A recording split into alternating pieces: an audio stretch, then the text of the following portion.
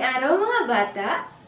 Ngayon, magkakaroon tayo ng isang kwento. Handa na ba kayong makinig? Tara, magsimula na tayo. Si Alitaptap at si Paru-Paro. Isang araw, may isang paru-paro na pinaglaruan ng isang batang lalaki.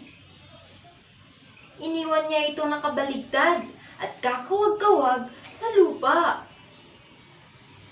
Saklolo! Tulungan niyo ako!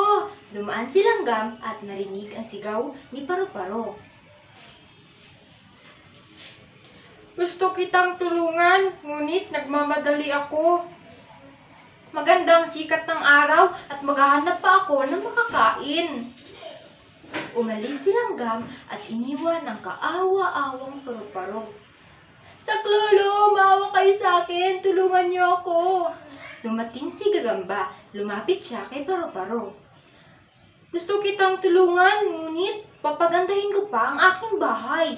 Mangunguha pa ako ng sapot. At umalis si Gagamba.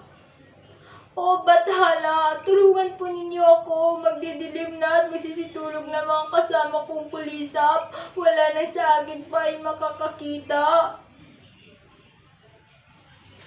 Pagod at gutom na si Paru-Paro. Napaiyak siya. Nang pahiran niya ang kanyang mga luha ay may napansin siyang papalapit at pakislap-kislap na liwanag. Si Alitaptap pa lang nakita niya. Naku! Bakit ka nandyan? Napano ka? At kawag ka ng kawag? Sambit ni Alitaptap. Ganito kasi ang nangyari, Alitaptap. Sa aking paghahanap ng nektar sa mga bulaklak ay hinuli ako ng isang batang lalaki. Pinaglaruan niya ako at iniwang nakabaligtad dito. Hindi ko kayang tumindig na mag-isa upang lumipad. Maaari mo ba akong tulungan, Alitaptap? Aba, oo, sandali lang. Tatawag ako ng makakatulong ko. Ilang sandali pa ay dumating ang maraming Alitaptap. Maraming salamat sa inyo. Kayo ang sagot ni Bathala sa aking dalangin. Kay buti ng inyong mga kalooban. Walang anuman, kaibigang Paru-Paro, sabi ni Alitaptap.